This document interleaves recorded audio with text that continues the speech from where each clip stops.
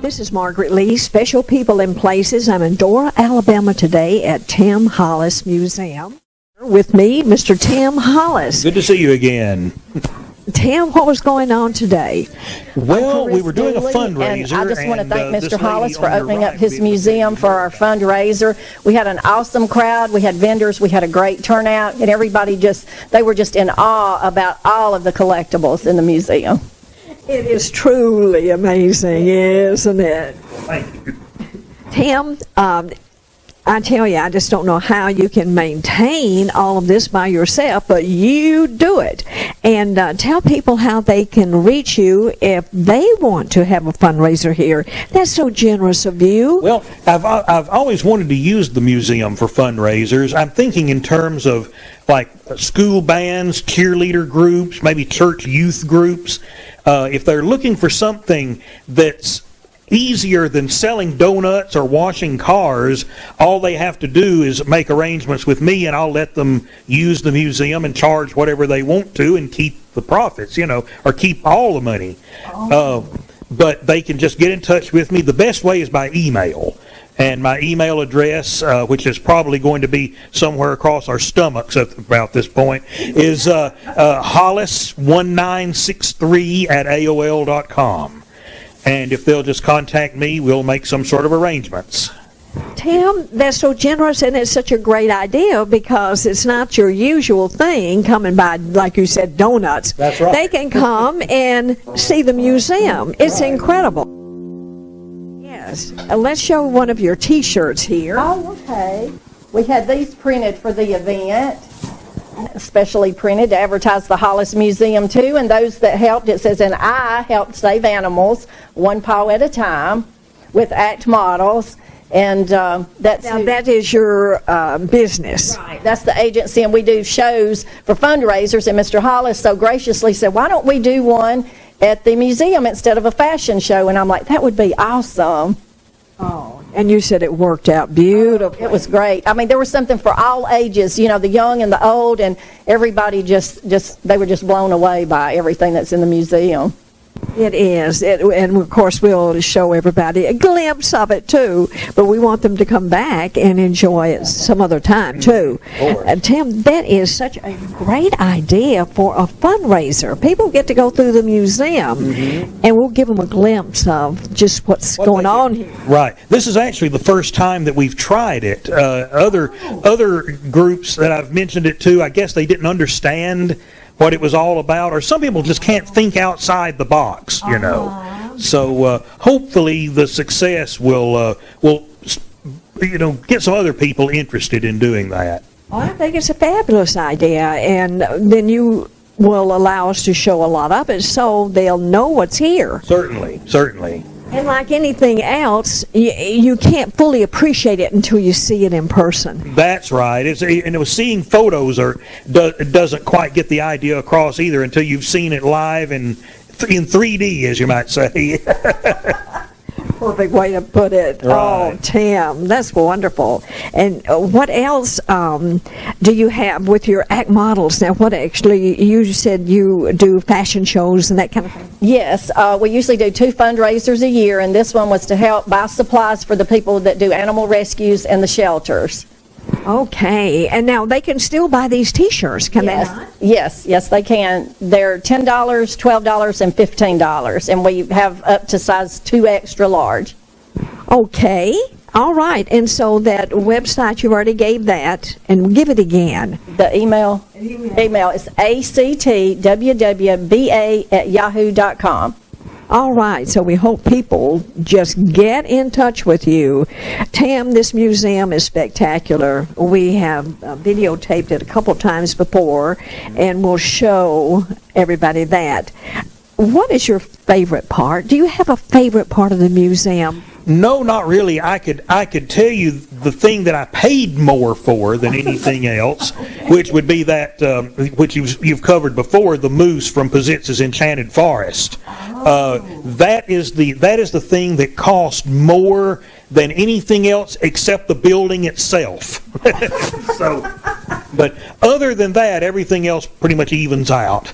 Well, that display, those are beautiful things down there, but was the moose worth it to you? Oh, yes. I mean, considering my background with Pizitz and the Enchanted Forest, I think I was probably the only person who could appreciate it the way I do. Remind us again about what you had done with that before. Well, when I was 9 years old, I started writing letters to Pizitz asking the Enchanted Forest. It's like I tell people, when I was a child, I was already trying to preserve the memories of my childhood while they were still going on.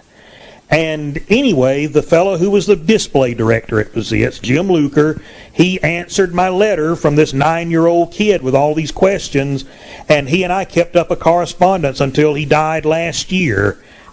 He was living in South Carolina at the time, but so I was the only thing as far as a historian that the Enchanted Forest ever had.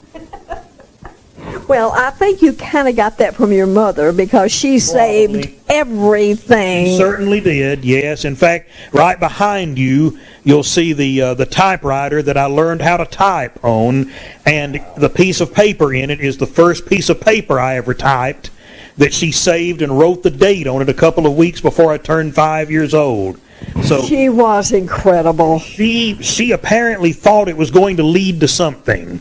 Well, it did. An author. It led to the 32 books you see on each side of it there. Oh, you are just awesome, Tim. We were we were impressed with you the first time we ever met you, and when we went through the museum, we were just blown away. We just couldn't believe what you had done. But I remember that your mother had saved everything. That's right. Your mom and dad both were educators, right? No, just my dad. My mom never worked outside the home during my lifetime. Now, about 10 years before I was born, she worked at the old J.J. Newberry store in downtown Birmingham. Okay. But by the time I was born, she had not worked outside the home for about 10 years. Well, I guess you could call her a helicopter mom. I guess you'd say a hovercraft mom was more like it, I'd say. I know she doted on you because, his baby, she has saved the box. That's right. And, you know, things are more valuable when you have the original packaging and box. True. That's true. Because that was usually the first thing they got for us. All these things. Well, remember, a lot of that was due to her personality, but a lot of it was due to me being an only child as well. I understand that's kind of a common thing. If you're further along the line, the less your parents save because they're kind of over it by then, you know. But exactly. When it's the first one or only one, they tend to preserve a lot more stuff. Probably worn out, too. Probably. So, yeah, that's right. Things are passed one to the other, and they're worn out. Yeah, that's true. Oh, my. But you're just a born collector. I guess it was. An inherited collector. Yeah. Well, you've got a new book out. Show us that. Let's see. Well, this is the new one that just came out this month about the lost attractions of Alabama. This is actually part of a series of lost attractions books we're doing.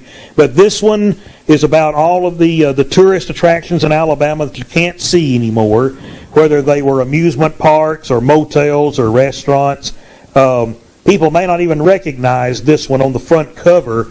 But that was an attraction called Dry Gulch Junction, and believe it or not, it was in Gardendale, and believe it or not, the floor of this attraction still exists. It's now the floor of one of the two antique malls in Gardendale. It's not the one called the Gardendale Flea Mall, but the other one, the one that's a red metal building. That building is on the floor that used to be the Dry Gulch Junction attraction. That is great. So anyway, this book is available through Amazon.com or any of the other places that people order books. Okay. Yeah, you would just as soon they go through Amazon, or would you rather they go through you? Cause I don't sell the books. You don't sell the books. That's right. Okay. I write them. I let other people sell them. Okay. All right. And some of your others. Let's just. Well.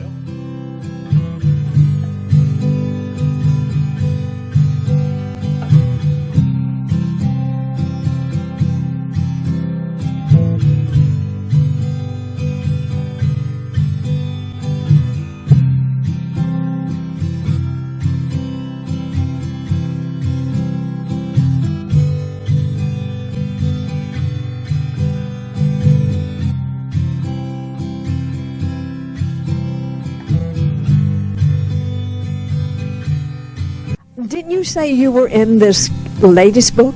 Yes, actually from a picture from Holiday Beach. I used to love to go there. My parents took me when I was tiny on up, and was there with some friends, and Tim had asked me, do I have any old pictures? Then the problem, a lot of mine are black and white, but that one actually happened to be color. So, and the people used it. Color restoration on it, actually. That's the old Holiday Beach.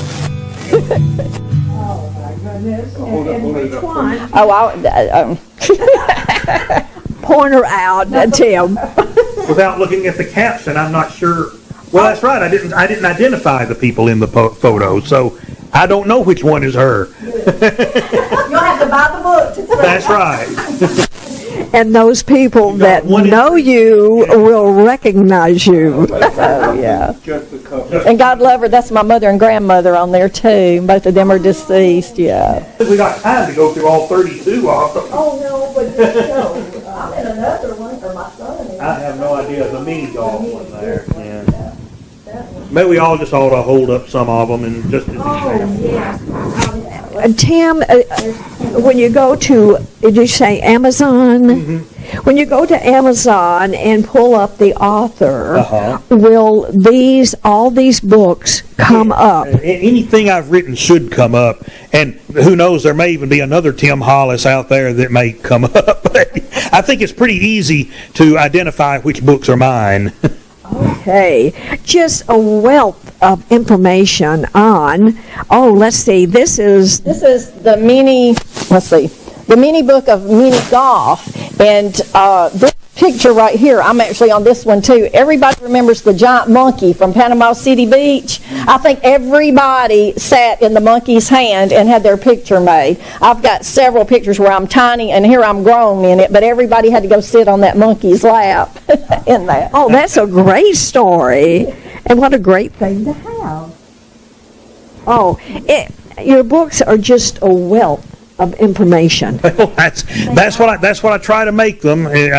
They preserve things that maybe wouldn't get preserved anywhere else. Absolutely, and if you remember, Tam, I have a love for old photos too. Right. I have my book from Nauvoo, all the old photos from Nauvoo, and so we love these old photos. There's Tim when he was little. All the way through that book. Tim as a child.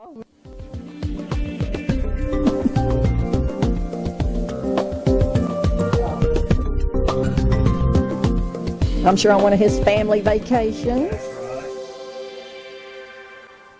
This one's my favorite, the Christmas in Birmingham, because as a child, you were talking about the moose. Oh, it was the year event on Christmas to go downtown and look in the windows, the decorated of the Enchanted Forest.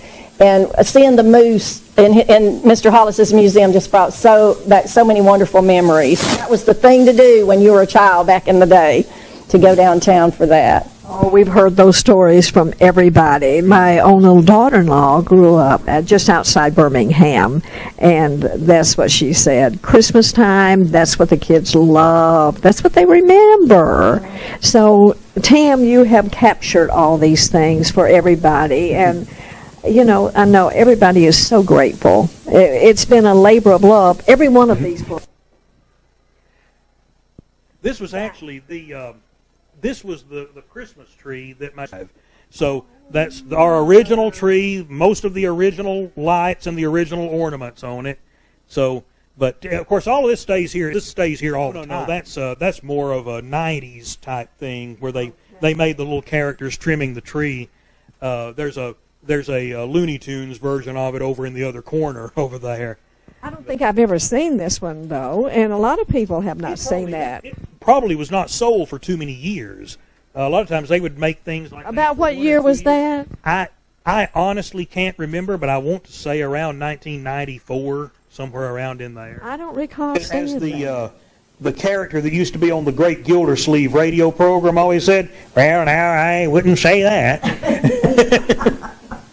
Oh my! And just to remind people, you used to be a character on a program, children's program, I think it was. Well, yeah, we'd had the on your station. We're working toward trying to revive that in another format. It won't be on this channel, but You know, maybe somewhere else. We'll try to let you know when the news comes out of that. Your TV things, your characters are wonderful, and you work so well with children. Well, we're going to try to get it back on the air sometime soon.